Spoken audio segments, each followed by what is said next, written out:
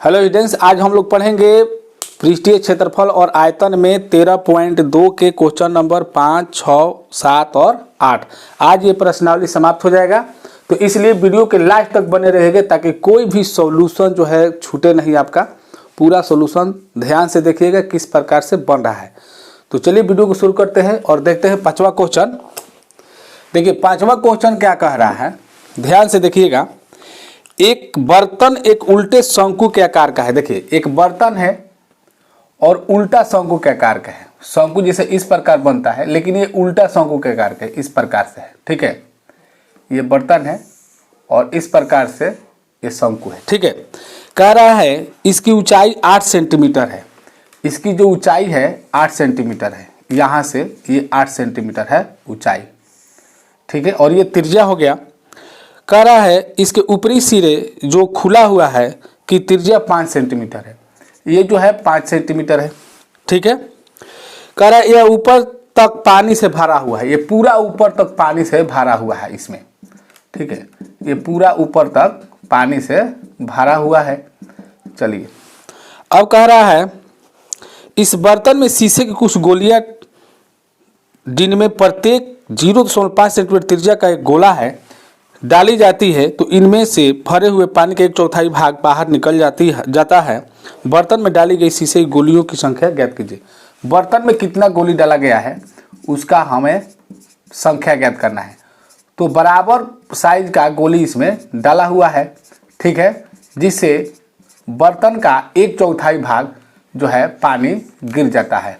यहाँ से इस प्रकार से पानी गिर जाता है। तो जो पानी गिरा है उसका आयतन और गोली का आयतन बराबर हो जाएगा।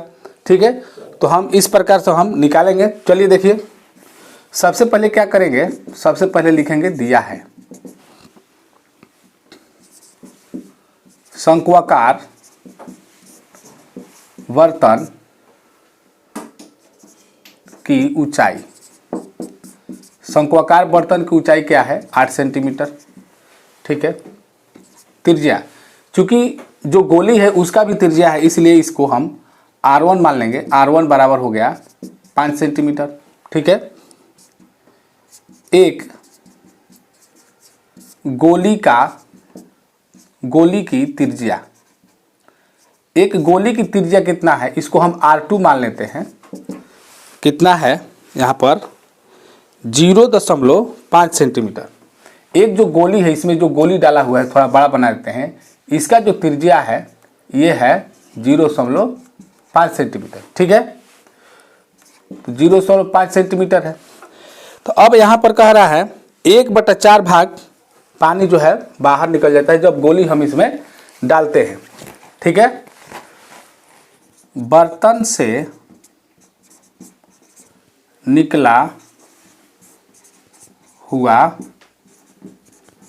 पानी का आयतन, पानी का आयतन। ठीक है, यहाँ पर निकला है, निकला हुआ पानी का आयतन। कितना पानी निकला है, टोटल आयतन का 1/4 भाग। तो टोटल आयतन इसका हम शंकु का आयतन लिख देंगे 1/3 पाई r, यहाँ पर 1 है इसका स्क्वायर h। ठीक है, का 1/4। देखिए यहाँ पर क्या हो जाएगा, 1/3 गुना पाई का मान रहने देते हैं और R1 कितना है 5 है, तो 5 स्क्वायर हो जाएगा, यानी 5 गुना 5, और यहाँ पर h है 8 का 1/4। तो यहाँ पर देखिए 4 से कट जाएगा, 4 दूनी 8 का मतलब गुना ही होता है। तो चलिए देखिए यहाँ पर कितना हो जाएगा, 5 5 25, 25 दूनी 50, 50 पाई अब बाटा हो गया 3। यहाँ पर पाई ही रहने देते हैं क्योंकि आगे जो है हो सकता है कि कट जाए। चलिए यहाँ पर देखिए, अब हमें एक मतलब कितना गोली इसमें डाला गया है उसका संख्या निकालना है। तो संख्या निकालने के लिए क्या करेंगे कि जो पानी निकला हुआ है आयतन उतना ही ना गोली का आयतन है। जितना गोली है टोटल गोली का आयतन इतना ही है। ठीक है, तो एक गोली के आयतन से अगर हम इसमें भाग दे देते हैं तो आराम से हमें निकल जाएगा कि कितना गोली उसमें डाले थे। तो हम लिखेंगे इसलिए डाली गई कुल गोलियों की संख्या कितना हो जाएगा? पानी का आयतन बटा एक गोली का आयतन। गोली मतलब क्या? एक गोला की तरह होता है गोली, ठीक है। पानी का आयतन कितना है? 50 पाई बटा 3। तो हम यहाँ पर लिख देंगे 50 पाई बटा 3। और ये बाटा का मतलब भागा होता है, तो हम क्या करते हैं, यहाँ पर भागा ही लिख देते हैं, क्या दिक्कत है। और एक गोली का आयतन हो जाता है 4 बटा 3, यानी गोला का आयतन लिखना है 4 बटा 3 पाई आर क्यूब। तो पाई R2 क्यूब लिखते हैं, क्योंकि यहाँ पर हम R2 माने हुए हैं एक गोली की त्रिज्या, ठीक है। तो यहाँ पर हो जाएगा 50 पाई बटा 3, और ये हो गया भागा 4 बटा 3 पाई, और R2 का मान है 0.5 गुना 0.5 गुना 0.5, क्योंकि पावर में 3 है तो 3 बार लिखेंगे, ठीक है। अब यहाँ पर क्या करेंगे, 50 पाई बटा 3 गुना करेंगे तो जो नीचे है ऊपर चला जाएगा, तो 3 बटा क्या हो जाएगा 4 पाई गुना ये हो जाएगा, तो गुना करके लिख देते हैं 0 क्या हो जाएगा 125, ठीक है। 125 हो जाएगा, 5 5 25 25 25 125, और 3 के बाद हम दशमलव बैठा देंगे, ठीक है। यहाँ पर देखिए 50 पाई, चलिए यहाँ पर हम कटा देते हैं, तो पाई से पाई कट गया, ठीक है, और 3 से 3 कट गया, तो ऊपर बचा 50। यहाँ पर ये भी कट जाएगा, 2 दूनी के 4, 25 दूनी 50, तो ऊपर 25 बचा और नीचे बचा 2 गुना 125, ठीक है। और दशमलव उड़ा देंगे तो हो जाएगा 1000, ठीक।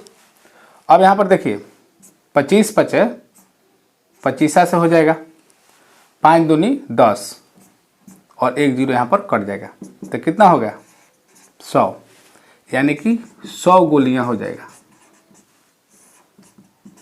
और यही हो जाएगा आंसर, ठीक है। तो चलिए अगला क्वेश्चन देखते हैं। देखिए क्या कह रहा है, कह रहा है कि ऊंचाई 220 सेंटीमीटर और आधार व्यास 24 सेंटीमीटर वाले एक बेलन, जिस पर ऊंचाई 60 सेंटीमीटर और त्रिज्या 8 सेंटीमीटर वाला एक अन्य बेलन आरोपित है। देखिए एक बेलन के ऊपर बेलन है, तो यहाँ पर क्वेश्चन है 6। देखिए एक बेलन है, ये बेलन हो गया आपका, और इसके ऊपर एक और बेलन है इस प्रकार से, ठीक है। क्या कह रहा है, ऊंचाई है 220 सेंटीमीटर, इसका ऊंचाई है 220 सेंटीमीटर, चलिए लिख देते हैं, ठीक है। और इसका ऊंचाई है कितना 60 सेंटीमीटर,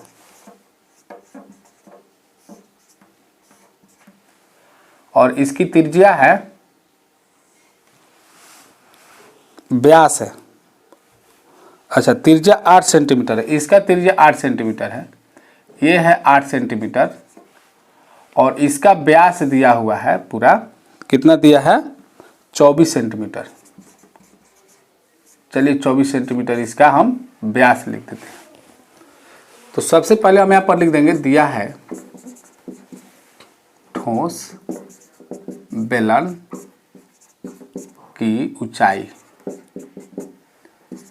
200, अच्छा ऊंचाई है, तो हम इस ऊंचाई को हम लिख देते हैं बड़ा H, 220 सेंटीमीटर, ठीक है। और व्यास यानी बड़की D बराबर हो गया 24 सेंटीमीटर, तो बड़की R बराबर कितना हो जाएगा 12 सेंटीमीटर हो जाएगा, क्योंकि बड़ा जब बेलन है तो उसका हम बड़ा R लिख देते हैं, ठीक है। छोटा बेलन है उसका छोटा R लिखेंगे, तब लिख देंगे छोटे ठोस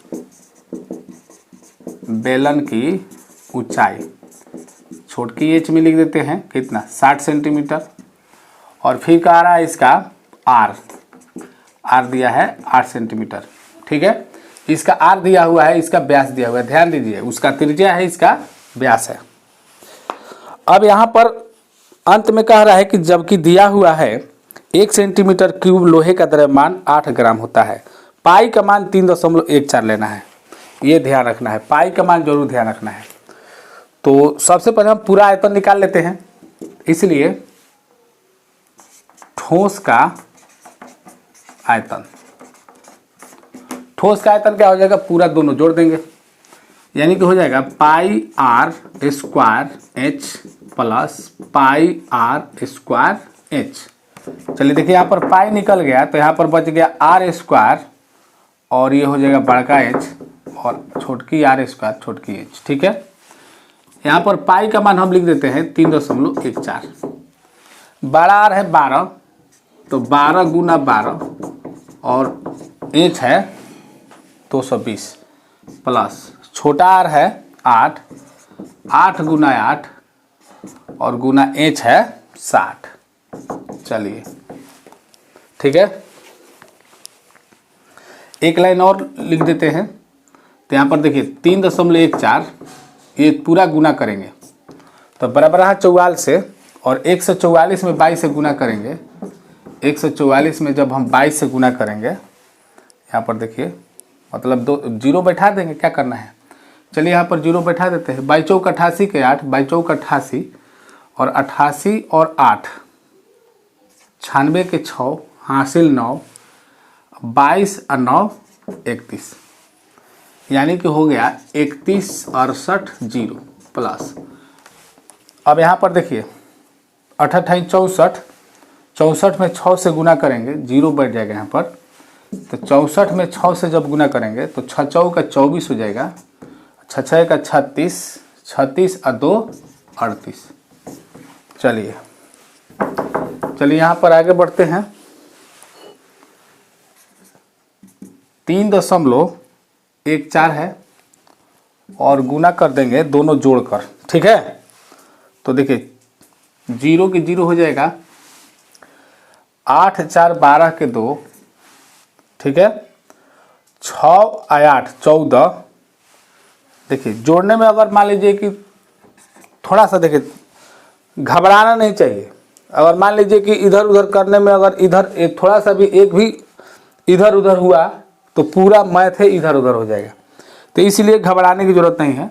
हम आराम से क्या करेंगे, कहीं रफ पर 31 68 ऐसे लिख देंगे और फिर 38 40 ऐसे लिख देंगे और आराम से जोड़ देंगे। 8 4 12, 8 6 14, 15 के 5, ठीक है, और 4 1 5 और ये हो जाएगा 3, यानी कि 3 5 5 2 0। अब इसमें हमें गुना करना है, ठीक है, तो इसको हम इतना ही रहने देते हैं, बाद में गुना करेंगे। तो इतना हो गया सेंटीमीटर क्यूब, ठीक है, क्योंकि आगे भी काम करना है। यहाँ पर कह रहे 1 सेंटीमीटर क्यूब लोहे का द्रव्यमान लगभग 8 ग्राम होता है। 8 ग्राम है तो हम क्या करेंगे, 8 से इसमें फिर गुना कर देंगे, ठीक है। तो हम लिख देंगे चूंकि 1 सेंटीमीटर क्यूब लोहे का द्रव्यमान बराबर 8 ग्राम, इसलिए स्तंभ का द्रव्यमान बराबर, देखिए इतना में गुना कर देंगे 8 से तो हो जाएगा 3.14 गुना 3 5 5 2 0 गुना 8, और ये पूरा कितना में आ जाएगा, ग्राम में आ जाएगा, ठीक है। चलिए इसको हम देखते हैं, इसको मिटा देते हैं और फिर इसे गुना किए तो यहाँ पर इतना आ गया। तो देखिए यहाँ पर कितना हो गया, 8 9 2 2 6 2.4 0 हो जाएगा, इतना ग्राम। तो इतना ग्राम में नहीं लिखते हैं, केजी में लिख देते हैं। तो केजी में लिखने के लिए क्या करेंगे, 1000 से भाग कर देंगे। 8 9 2 2 6 2.4 0 बाटा हो जाएगा 1000, क्योंकि 1000 ग्राम बराबर 1 केजी होता है, ठीक है। तो यहाँ पर देखिए कितना हो जाएगा, 1000 से भाग करेंगे तो 0.3 फान जाएगा, तो 1 2 3 यहाँ पर यहाँ दशमलव आ जाएगा, यानी 8.92 दशमलव हो जाएगा 2624। ठीक है, तो हम दशमलव को 2 स्थान तक लिख सकते हैं, तो हम 892.26 और यहाँ पर हो जाएगा kg आंसर। इस प्रकार हम बना लेंगे। ठीक है, और इसको ऐसे रफ में आपको अलग रफ करना है। चलिए, तो मैं उम्मीद करता हूँ आप लोग को समझ में आ गया होगा। तो चलिए आगे क्वेश्चन देखते हैं। हेलो, चलिए देखिए 7वां क्वेश्चन कह रहा है एक ठोस में ऊंचाई 120 सेंटीमीटर और त्रिज्या 60 सेंटीमीटर वाला एक शंकु सम्मिलित है जो 60 सेंटीमीटर त्रिज्या वाले एक अर्धगोले पर आरोपित है। देखिए, एक अर्धगोले पर आरोपित है 60 सेंटीमीटर त्रिज्या वाला। ठीक है, तो मान लीजिए कि ये अर्धगोला हो गया और इस पर एक शंकु आरोपित है। इस प्रकार से मान लीजिए ये शंकु है और इस पर आरोपित है। ठीक है,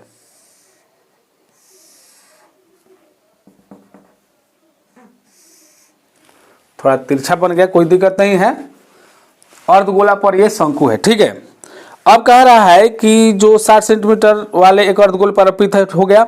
इस ठोस को, ये पूरा ठोस है, मतलब पूरा भरा हुआ है, इसमें खाली नहीं है। ठीक है, इस ठोस को पानी से भरे हुए एक लंबवृत्तीय बेलन में इस प्रकार सीधा डाल दिया जाता है कि इस बेलन की तली को स्पर्श करे।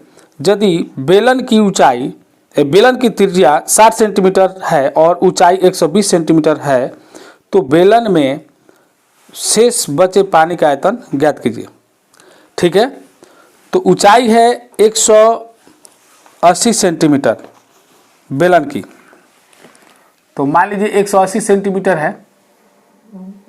चलिए ये तली को स्पर्श करवा देते हैं।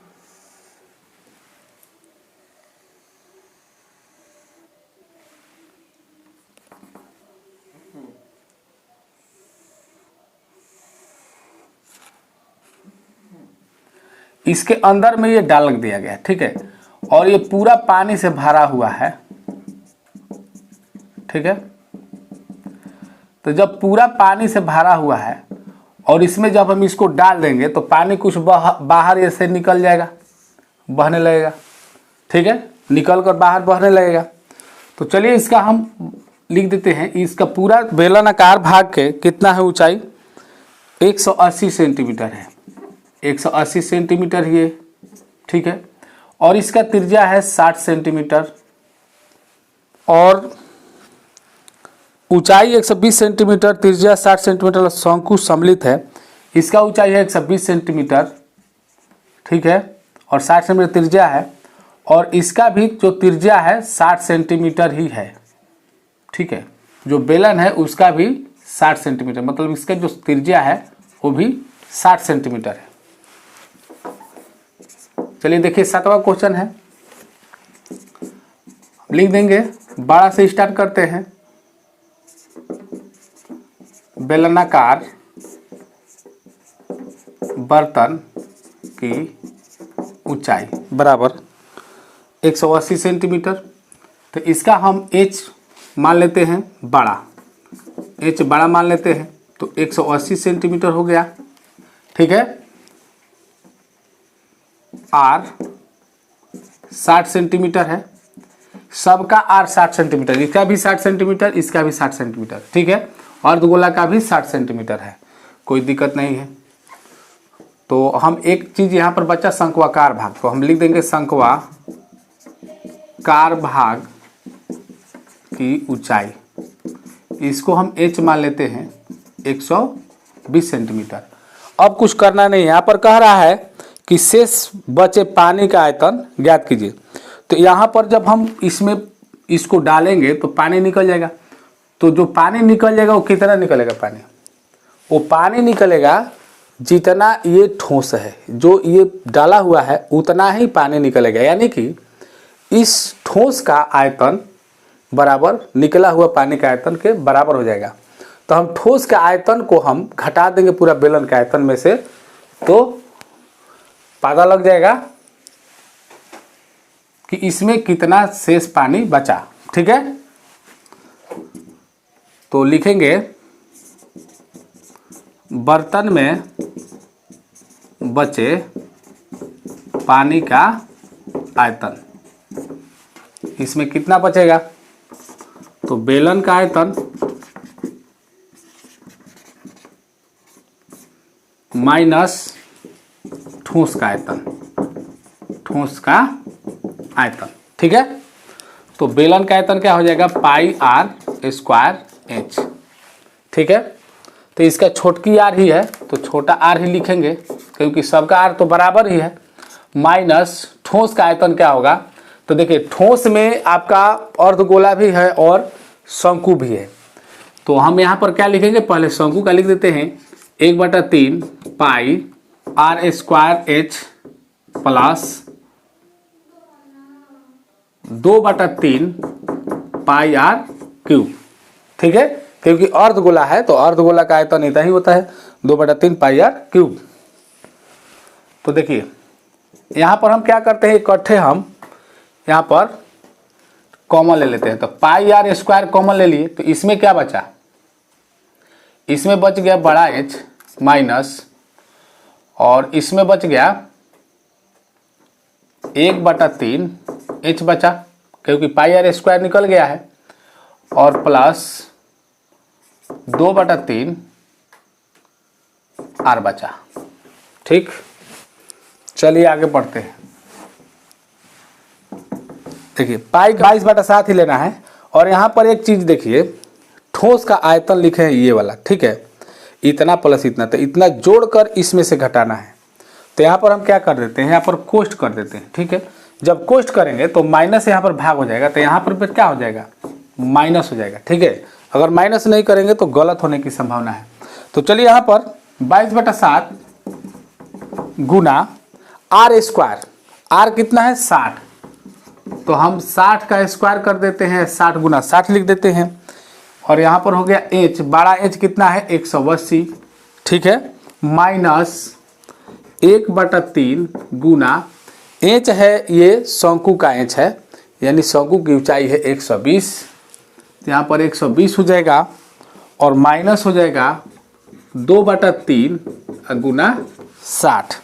ठीक है, चलिए यहाँ पर देखिए, इसको हम माइनस है यहाँ पर, देखिए कट जाएगा, 3 दूनी 6, और ये हो जाएगा 3 चौका 12। देखिए 6 6 का 36, 36 में हम गुना कर देंगे 22 से, 36 से 22 में करेंगे तो 22 छक बर्तिल से के 2, बर्तिल से ऐसे लिखा जाता है, तो 2 लिखा गया तो 13 हासिल हो गया। 22 × 66, 66 और 13, तो 66 × 3 69, 10 79, यानी कि 7 9 2 और 00 हो जाएगा, बाटा में 7। और यहाँ पर देखिए 180 माइनस, देखिए यहाँ पर ये 40 हो गया और ये भी 40 ही हो गया, 20 दूनी 40, यानी कि हम 80 लिख देते हैं, दोनों माइनस माइनस जुट जाएगा तो 80 हो जाएगा। ठीक है, तो यहाँ पर हो जाएगा 7 9 2 0 0 बाटा 7, गुना हो जाएगा 100। ठीक है, चलिए इसमें गुना कर देते हैं, 7 9 2 0 0 और 2 0 और बढ़ जाएगा, बाटा में 7। ठीक है, अब इतना हो जाएगा सेंटीमीटर। अच्छा, 7 से हम भाग कर देते हैं, और यहाँ पर ऐसे कर देते हैं भाग।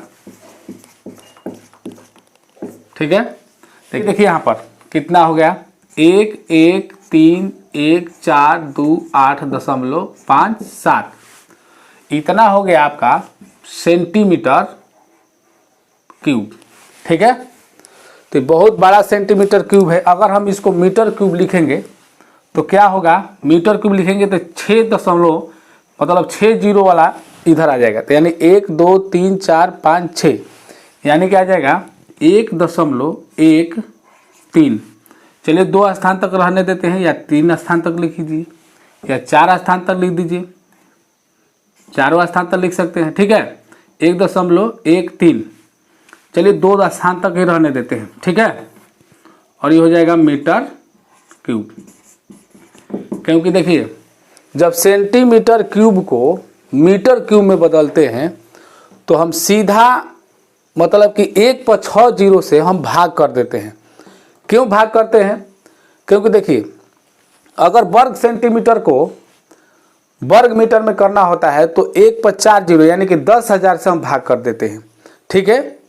लेकिन जैसे ही हम सेंटीमीटर क्यूब को मीटर क्यूब में करते हैं तो 10 लाख से भाग करते हैं, तब जा करके वो मीटर क्यूब में हो जाता है, ठीक है। आप लोग पढ़े होंगे milli, centi, decimetre, deca hecto, kilometre, उस हिसाब से हमने बताया। तो चलिए यहाँ पर 1.13 मीटर क्यूब इसका आंसर हो जाएगा। तो चलिए नेक्स्ट क्वेश्चन देखते हैं, 8वां क्वेश्चन, 8वां, और ये प्रश्नावली का अंतिम क्वेश्चन है। चलिए ध्यान से देखिएगा। करे एक गोलाकार कांच के बर्तन के बेलन के आकार की गर्दन है, ठीक है। तो देखिए गोलाकार कांच के बर्तन है, ऐसे गोलाकार कांच की बर्तन हो गया, और यहाँ पर बेलन के आकार का गर्दन है इसका, देखिए ऐसे गर्दन है, ठीक है। चलिए अब यहाँ पर कह रहा है कि लंबाई 8 सेंटीमीटर है, ये लंबाई 8 सेंटीमीटर है और इसका व्यास है 2 सेंटीमीटर। ये पूरा व्यास जो है 2 सेंटीमीटर है, ठीक। व्यास है गोलाकार भाग का 8.5, ये जो है 8.5 सेंटीमीटर है। चलिए यहाँ पर एक बच्चे ने नाप कर बताया है कि बर्तन का आयतन है 345 सेंटीमीटर क्यूब। जांच कीजिए कि उस बच्चे का उत्तर सही है नहीं। यह मानते हैं उपरोक्त मापन आंतरिक मापन है और पाई बराबर 3.14 लेना है, ठीक है। 345 सेंटीमीटर कह रहा है कि एक बच्चा ने मापा है। तो चलिए क्वेश्चन नंबर 8 है, प्रश्नावली 13.2 का। तो इसमें जो दिया है लिख देते हैं। गोलाकार कांच के बर्तन का व्यास 8.5 सेंटीमीटर, ठीक है। आर कितना हो जाएगा? तो 8.5/2 हो जाएगा, ठीक है। दशमलव उड़ा दिए तो यहाँ पर 0 हो जाएगा, यानी यह 5 से कट जाएगा। 5 × 5, 5 × 7 35, 17 × 5 85, 5 × 20, यानी कि हो जाएगा 17/4 सेंटीमीटर इसका त्रिज्या हो गया, ठीक है। बेलनाकार भाग की ऊंचाई, इसका ऊंचाई कितना है? 8 सेंटीमीटर। डी कितना है? 2 सेंटीमीटर, इसलिए आर हो जाएगा 1 सेंटीमीटर, ठीक। चलिए यहाँ पर देख लेते हैं। यहाँ पर हमें आयतन ज्ञात करना है, इसलिए बर्तन की आयतन क्या हो जाएगा? आयतन 4/3 pi R cube plus pi R square inch, क्योंकि बेलन का भी आयतन निकालना पड़ेगा, ठीक है। और पाई का देखिए यहाँ पर आर अलग है और इसका आर अलग है, तो एक काम करते हैं, इसको हम R1 मान लेते हैं, इसको R2 मान लेते हैं।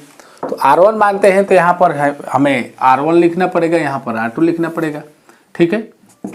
देखिए यहाँ पर पाई कॉमन ले लेंगे तो यहाँ पर क्या हो जाएगा? 4/3 R1 cube plus R2 square inch.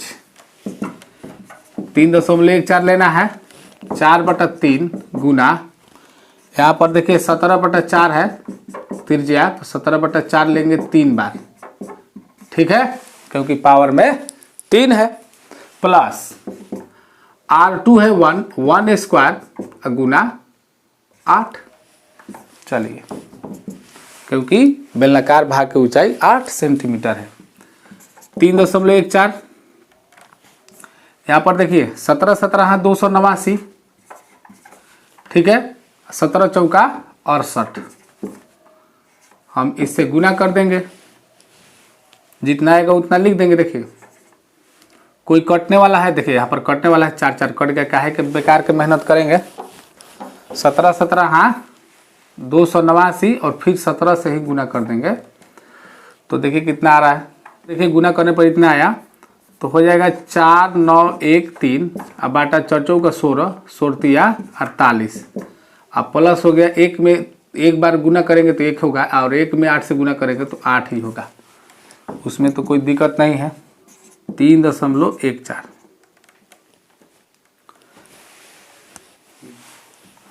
देखिए हम यहाँ पर बाटा का जोड़ बना देते हैं तो 48 एलसीएम हो गया तो 4913 और यहाँ पर हो जाएगा प्लस, एक बार में करेगा तो 48 में गुना कर देना है 8 से, तो 8 64 के 4 और 4 का 32 और 32 और 6 38। ठीक है, तो यहाँ पर हो गया 3.14 गुना 4 और 3 7, 8 1 9, 3 और 9 12 के 2 और 4 1 हासिल 5। अब बाटा में हो गया 48। देखिए यहाँ पर 2 से गुना कट जाएगा, यहाँ पर 24 दूनी 48 और ये हो जाएगा 2 1 2, 2 5 10, 2 7 14।